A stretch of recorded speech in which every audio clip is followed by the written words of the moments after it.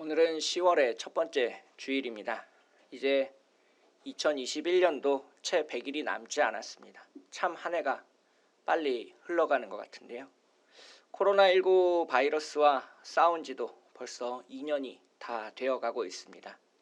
올해부터는 백신이 도입되면서 그나마 조금 삶의 여유를 가질 수 있게 되었는데요. 어제 뉴스를 기준으로 보면 코로나19 백신 접종자가 2차까지 완료한 사람이 이제 전 국민의 50%를 넘어섰다고 합니다. 저도 이번 주에 2차 접종이 예정되어 있는데요. 1차 때 안 아팠던 사람들은 2차 때 꼭 아프다더라. 또 2차 때는 건강한 사람, 젊은 사람은 안 아프기도 한다더라. 두 번 다 안 아프면 나중에 코로나 바이러스 걸릴 확률이 더 높다더라. 이런저런 얘기들이 들려와서 좀 살짝 긴장되고 떨리기도 합니다. 아마도 이 코로나19 백신을 맞은 사람의 숫자가 어느 정도를 넘어서게 되면 이제 위드 코로나를 선언할 것으로 보여지는데요. 전염병과 함께 공존해야 하는 전대미문, 한 번도 들어본 적이 없는 그런 시간이 우리를 기다리고 있습니다. 이제 토요일을 기준으로 서울에서 발생한 코로나19 총 확진자가 10만 명을 넘어섰습니다. 보통 서울의 인구를 1000만 명이라고 하는데요. 확률로 바꾸어 보면 100분의 1에 해당합니다. 100명의 사람이 모여 있으면 그 중에 한 명은 코로나19 확진을 판정을 받았거나 혹은 받은 그러한 사람이 현재 있다는 뜻입니다. 사람들이 여러 명 모이는 것이 얼마나 위험한지를 잘 보여주고 있는 통계 지표가 되겠는데요. 그래서 아마도 교회에서 한 번에 예배 볼 수 있는 인원의 최대 명수를 99명으로 제한한 것이 아닐까 조심스럽게 생각해 보았습니다. 앞으로 2주간 더 이제 사회적 거리두기 4단계가 진행될 텐데요. 하나님께서 코로나19 바이러스로부터 우리를 안전하게 지키고 보호해 주실 것을 함께 기도하겠습니다. 사실 코로나19만 아니었어도 참 좋은 계절이고 좋은 날씨입니다. 벌써 설악산에는 단풍이 이제 시작되었다라는 뉴스가 들려오고 있는데요. 좋은 날씨 그리고 좋은 산에 가서 여행하고 산책하기 참 좋은 계절인데 코로나19 때문에 참 안타까움을 금할 수 없습니다. 이 10월 달은 또 열매 맺는 달입니다. 1년 동안 지었던 농사를 마무리하는 달이 바로 10월 달인데요. 농부가 수고하고 참고 인내하며 정성스럽게 가꾸었던 열매를 거두는 시기가 바로 이 10월 달입니다. 그래서 이 10월의 첫 번째 주일 우리의 신앙은 얼마나 오래 열매를 맺었을까 함께 돌아보는 시간을 가져보고자 합니다. 코로나19라는 재앙을 만나서 우리의 믿음이 연약해지지는 않았는지 아니면 이 고난 속에서 더 풍성한 열매를 맺는 신앙이 되었는지를 함께 살펴보고자 합니다. 오늘 우리가 읽은 에베소서 4장은 열매 맺는 신앙에 관해서 이야기하고 있는 첫 번째 부분입니다. 이 에베소서는 총 6장으로 이루어져 있는데요. 1장부터 3장까지는 우리가 받은 구원의 은혜가 무엇인가에 초점을 맞춰서 설명하고 있습니다. 그래서 1장부터 3장까지는 신학적인 내용이 주를 이루고 있습니다. 그리고 4장부터는 실천적인 내용을 다루고 있는데요. 좀 쉽게 설명하자면 에베소서의 전반부 1장부터 3장은 우리가 선물로 받은 것은 무엇인가에 초점을 맞춰서 설명해 주고 있고 후반부 4장, 5장, 6장에서는 우리가 선물로 받은 것들을 어떻게 사용할 것인가에 대해서 이야기하고 있습니다. 그래서 오늘 본문 1절을 보시면 사도 바울은 그러므로라는 연결사를 사용하고 있는데요. 이것은 4장에 있는 내용을 따로 읽을 것이 아니라 앞에 부분과 반드시 연결해서 읽어야 될 필요성이 있다는 것을 강조해서 보여주고 있습니다. 4장의 바로 앞부분에 있는 내용을 간략하게 살펴보면 이렇습니다. 바울은 에베소 교인들을 놓고 기도하고 있는데요. 3장 14절부터 21절까지의 내용을 살펴보면 우리가 그리스도인으로 성장하기를 기도하고 있습니다. 성령으로 말미암아 너희 속사람을 능력으로 강건하게 하시오며 3장 16절 말씀. 너희가 사랑 가운데서 뿌리가 박히고 터가 굳어져서 3장 17절 말씀. 지식에 넘치는 그리스도의 사랑을 알고 3장 18절 말씀. 하나님의 모든 충만하신 것으로 너희에게 충만하게 하시기를 구하노라. 3장 19절의 말씀입니다. 이 앞부분에 있는 내용을 요약해보면 씨앗이 땅속에 심어져서 싹을 틔우고 줄기가 자라나고 잎사귀를 맺고 햇빛을 받아 튼튼하게 자라서 열매 맺는 단계로 나아가기를 원하는 사도 바울의 기도가 담겨져 있습니다. 이 사도 바울의 기도의 핵심은 그리스도의 사랑을 깨닫고 우리가 자라나고 성장하는 것입니다.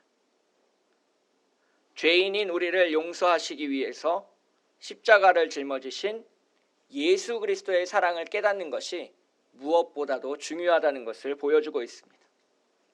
그리고 그 예수 그리스도의 사랑이 우리를 하나님과 화평하도록 만들었습니다.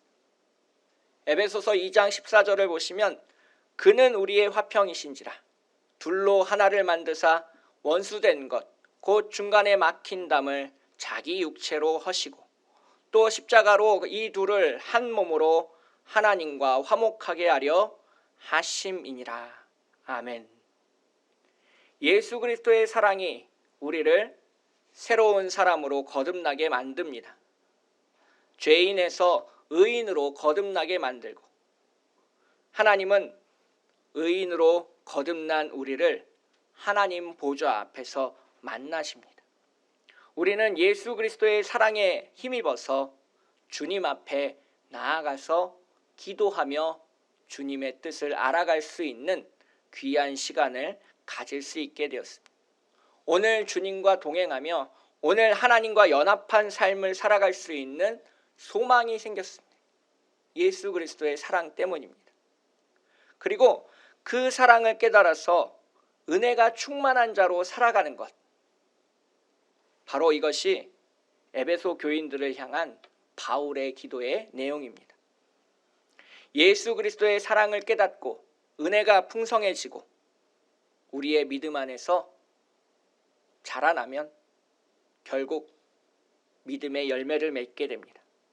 삶이 풍성해지고 기쁨이 항상 넘치고 주님의 뜻을 언제나 알 수 있는 귀한 시간이 우리를 찾아옵니다.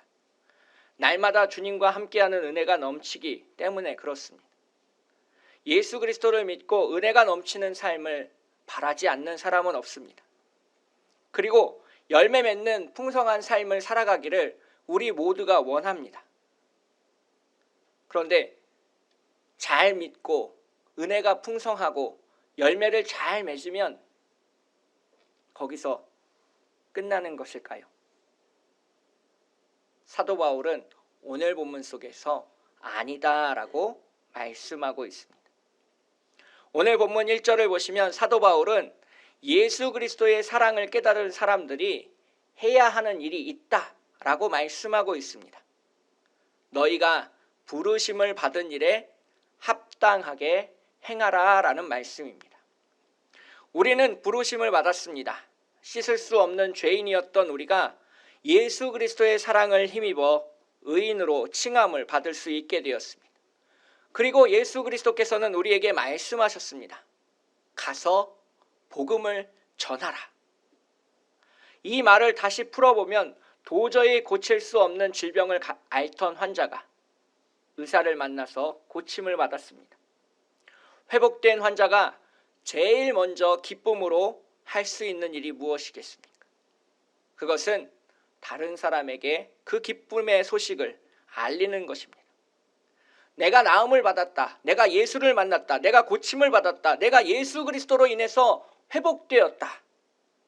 이런 기쁜 메시지를 전하는 사람이 될 것입니다.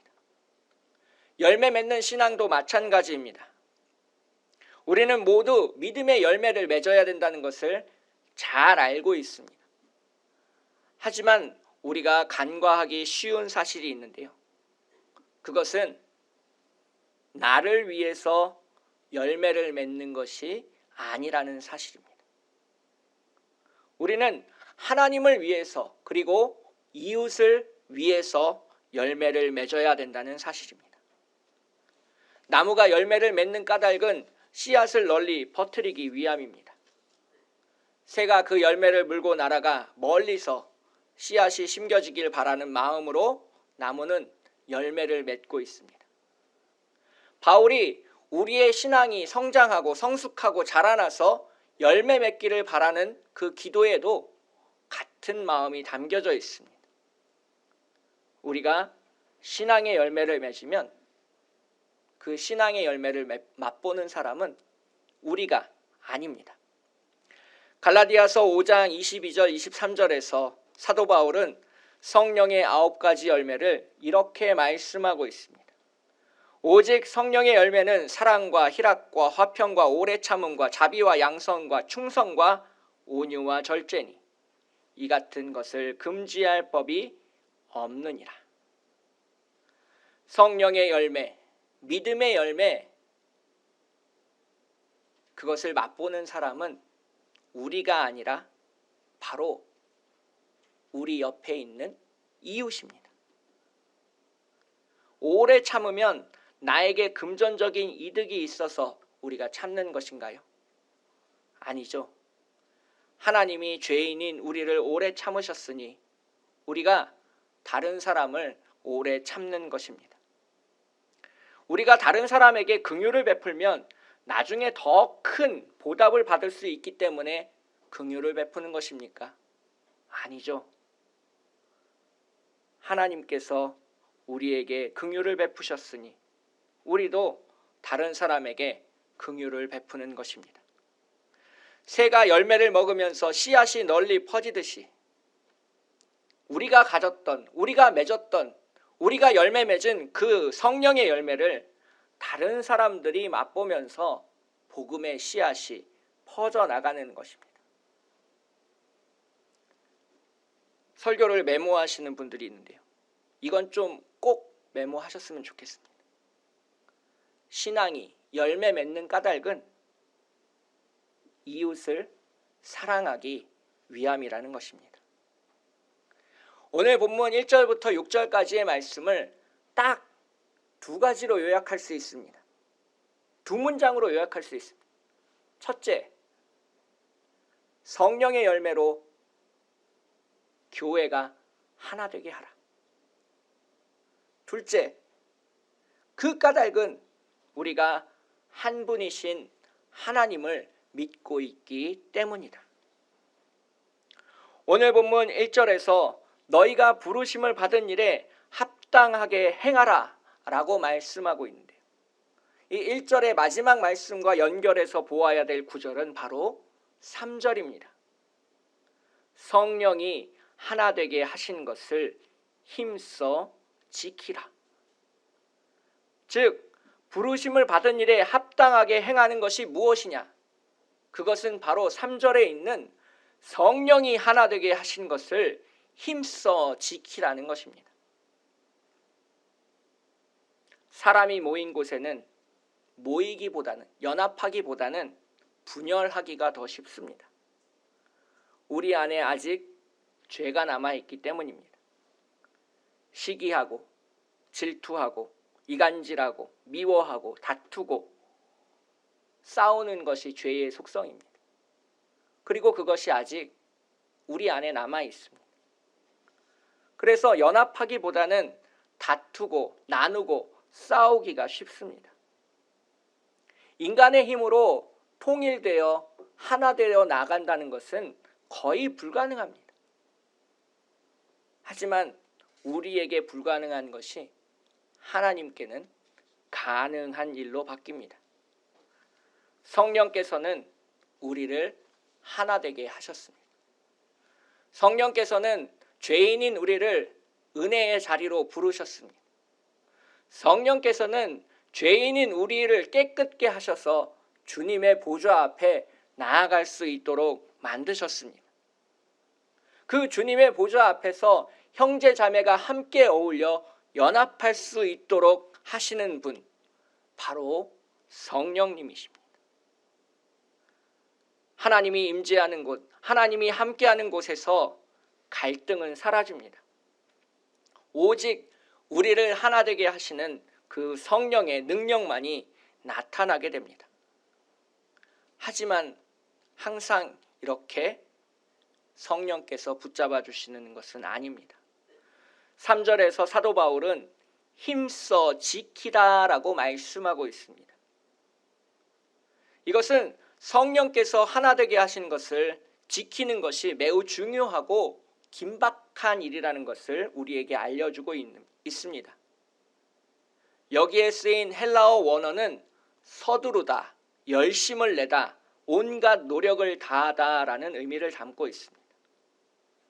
이것은 열정, 의지, 감정, 생각, 육체, 우리가 가지고 있는 모든 것을 동원해서 그것을 지키기 위해서 애써야 된다는 것을 말씀하고 있습니다. 마치 뚝이 터져서 물이 흘러나오는 것을 온몸으로 막고 있는 소년처럼 하나님이 하나 되게 하신 것을 지키기 위해서 자신의 모든 것을 던져 그것을 지키고 보호하려고 애써야 된다는 것을 말씀하고 있습니다. 쉽게 표현하면 젖먹던 힘까지 다 짜내어서 지켜야 한다는 뜻입니다. 우리가 무엇으로 성령이 하나 되게 하신 것을 지켜야 되느냐? 우리의 손에 있는 것은 무엇이냐? 우리가 뭘 갖고 할 수 있느냐라고 질문할 때 2절에서는 우리가 어떻게 성령이 하나 되게 하신 것을 지킬 수 있는지를 언급하고 있습니다. 모든 겸손과 온유로 하고 오래 참음으로 사랑 가운데서 서로 용납하고 평안에 매는 줄로 지키라 라고 말씀하고 있습니다. 이 2절에서 나오는 내용들이 갈라디아서 5장 22절 23절에서 언급되는 성령의 열매와 일치하는 것은 결코 우연이 아닙니다. 사도 바울은 우리가 맺는 성령의 열매로 하나됨을 지키라라고 말씀하고 있는 것입니다. 자라나고 성장하여 열매를 맺고 기둥이 되어서 주님이 우리를 하나 되게 하신 것을 지키고 애쓰고 보호하라 라고 말씀하고 있는 겁니다. 그러면 누군가 그렇게 질문할 수 있습니다. 왜 우리가 하나 되어야 됩니까? 왜 우리가 하나됨을 위해서 그렇게 애쓰고 헌신하며 힘을 써야 됩니까? 라고 질문하실 수 있습니다. 그것에 대한 답변이 바로 4절, 5절, 6절의 말씀입니다. 쉽게 이야기하면 바로 우리가 한 분 하나님을 믿기 때문입니다. 주도 한 분이시요 믿음도 하나요 세례도 하나이기 때문에 우리가 그 하나인 것을 지키려고 노력하지 않으면 안 된다라고 사도 바울은 말씀하고 있습니다. 이 에베소 교회는 갈등이 많은 교회였습니다. 유대인과 이방인 사이에 어설픈 지역에 이 교회가 세워졌습니다. 유대인들도 자신들 나름대로의 신앙의 전통이 있었고 헬라인인 이방인들도 자신들이 믿고 있던 방식 그대로 교회 안에 들어와 하나님을 열심히 믿고 싶어 했습니다. 그 두 가지 생각이 부딪혀 늘 싸우고 갈등하고 아픈 일들이 교회 안에 많이 있었습니다. 서로 출신 배경이 다르고 믿음의 성장 과정이 다르고 서로 사고의 방식이 달랐기 때문에 유대인과 헬라인들은 서로 건널 수 없는 강을 건너고 있는 것처럼 보였습니다. 작은 문제에도 분열했고 싸우기를 반복했습니다. 그래서 지금 감옥에 갇혀 있는 이 바울이 긴급하게 에베소 교회에 편지할 수밖에 없었던 것입니다. 사도 바울은 그 에베소 교회를 향하여 우리가 한 분 하나님을 믿으니 하나됨을 힘써 지켜야 된다라고 말씀하고 있는 것입니다. 그렇다면 정말 우리가 하나 되어야 되는 까닭이 그거 하나뿐일까요? 또 없을까요? 현실적으로는 뭔 이득이 없을까요? 제가 생각해 보았는데요. 그것은 교회가 하나 될 때, 교회가 연합할 때 더 큰 은혜를 담을 수 있습니다. 혹시 네트워크 이펙트라는 말을 들어보셨습니까? 이게 전파 망원경을 이제 설명할 때 쓰는 용어 중에 하나인데요. 몇백만 년 광년 떨어진 아주 멀리 있는 별을 정확하게 보기 위해서는 아주 큰 망원경이 필요합니다. 텔레비전에서 이렇게 동그란 접시처럼 생긴 전파 망원 연구소, 이러한 것들을 텔레비전에서 자주 보셨을 겁니다. 그런데 이게 아무리 인간이 크게 만들어도 그것을 볼 수 있는 그 거리에는 제한이 있고 넓이에도 제한이 있습니다. 이 광활한 우주를 전파 망원경 한 개를 가지고는 다 볼 수가 없습니다. 그래서 아주 큰 망원경이 필요합니다. 그럴 때 어떻게 하는지 아십니까? 서로 연합하는 것입니다. 이때 쓰이는 용어가 네트워크 이펙트입니다.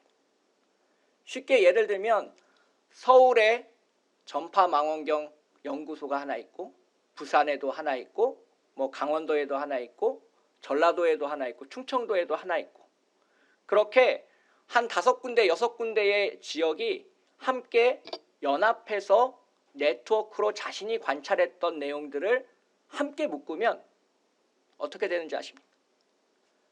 대한민국 크기의 전파 망원경이 볼 수 있는 거리와 넓이를 관찰할 수 있습니다. 이것을 우리가 네트워크 이펙트라고 합니다. 그리고 실제로 남미에서 전파 망원경을 통해서 우주를 그렇게 관찰하고 있습니다. 혼자서는 할 수 없는, 혼자서는 알 수 없는 그러한 것들을 함께 연결되어서 연합하여서 일하고 나눔할 때 더 큰 것을 볼 수 있고 할 수 있다는 것입니다. 교회도 마찬가지입니다. 나 혼자서는 하나님의 뜻을 잘 알 수 없을 때가 있습니다. 기도를 하고 찬양을 불러도 하나님이 나에게 와서 주시는 음성을 잘 못 들을 때가 있습니다. 하지만 두세 사람이 기도하고 같은 제목을 기도할 때에 우리는 이 네트워크 이펙트를 만날 수 있습니다. 나한테는 응답 안 하셨는데 이 사람을 통해서 하나님이 나에게 알려주시는 겁니다. 그 길을 가야 된다라고. 그 길이 맞는 것이다라고. 네가 지금 잘하고 있는 것이다라고 다른 사람을 통해서 하나님의 뜻을 알 수 있는 겁니다. 그래서 교회는 하나 되어야 되고 우리는 연결되어 있어야 됩니다. 나를 통해서 나의 기도 응답만을 주시는 것이 아니라 다른 사람의 기도 응답을 나에게 주실 수도 있기 때문에 그렇습니다. 교회는 그래서 하나 되어야 되고 연결 지어져야 되고 함께 자라가야 합니다. 짧게 결론을 냈고 오늘 말씀을 마무리할까 합니다.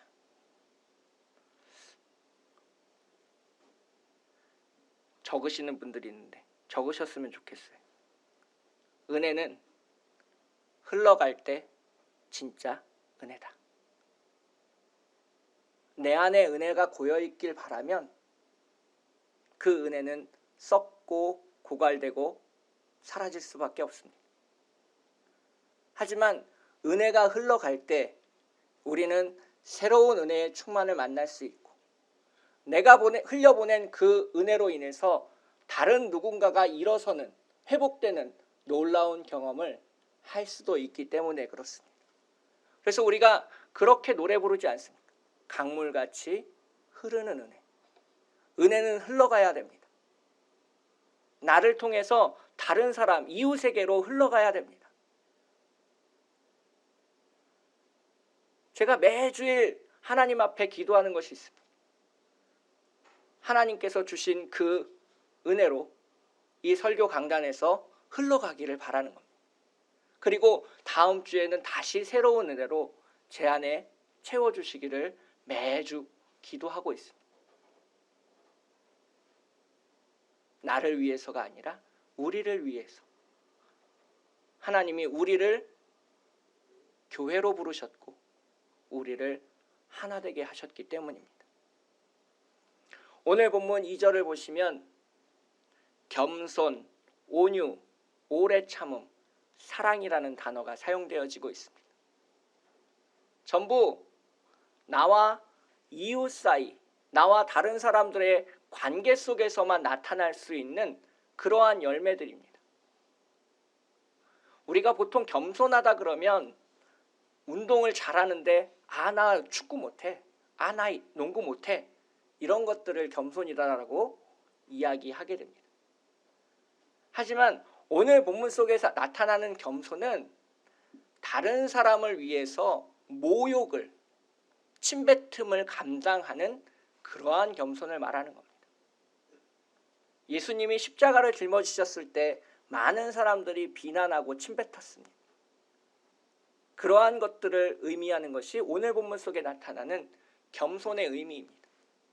하나님과 우리 사이에 막힌 담을 허시기 위해서 예수 그리스도가 짊어졌던 그 십자가의 겸손을 우리가 닮아야 한다라는 겁니다. 그래야 성령이 하나 되게 하신 것을 지킬 수 있다는 겁니다. 온유함도 마찬가지입니다. 내 주장만을 내세우는 것이 아니라 다른 사람의 이야기를 먼저 들어줄 수 있는 부드러운 마음을 온유함이라고 이야기하고 있습니다. 내가 절대적으로 옳으니까 주장하는 것이 아니라 주님의 뜻이 너를 통해서 올 수도 있으니 온유한 마음으로 함께 이야기를 나눠보자. 이것이 오늘 본문 속에 나타나는 온유입니다. 오래 참음도 마찬가지입니다. 그래서 오늘 본문 속에서 사랑을 사도 바울은 강조하고 있는 겁니다. 사랑으로 서로 용납하고 평안에 매는 줄로 힘써 지키라라고 이야기하고 있는 것입니다. 우리가 이렇게 함께 예배드리고 있는 것은 결코 우연이 아닙니다. 하나님이 우리를 이렇게 한자리에 부르신 것입니다. 그렇다면 우리는 그것을 지켜나가기 위해서 우리가 가지고 있는 성령의 열매로 교회를 지키고 교회를 더 거룩하게 하고 하나님의 은혜가 더 크게 교회 안에 담겨질 수 있게 우리가 연합하고 어깨동무를 하고 함께 주님의 은혜를 담는 더 큰 그릇이 되기를 주님의 이름으로 함께 기도하시겠습니다. 사랑과 은혜가 풍성하신 하나님 아버지, 주님의 은혜 가운데 오늘을 살아갑니다. 하나님이 우리를 부르셨습니다. 아버지 하나님, 우리를 함께 부르셨습니다. 그 함께 부르신 주님의 은혜를 우리가 저버리지 않도록 주님 우리를 인도하여 주시옵소서.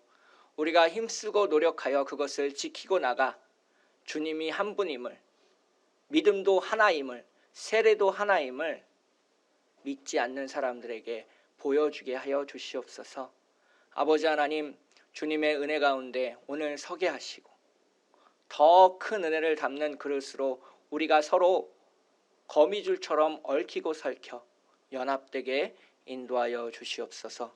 거룩하고 아름다우신 우리를 사랑하시는 예수님의 이름으로 간절히 기도합니다.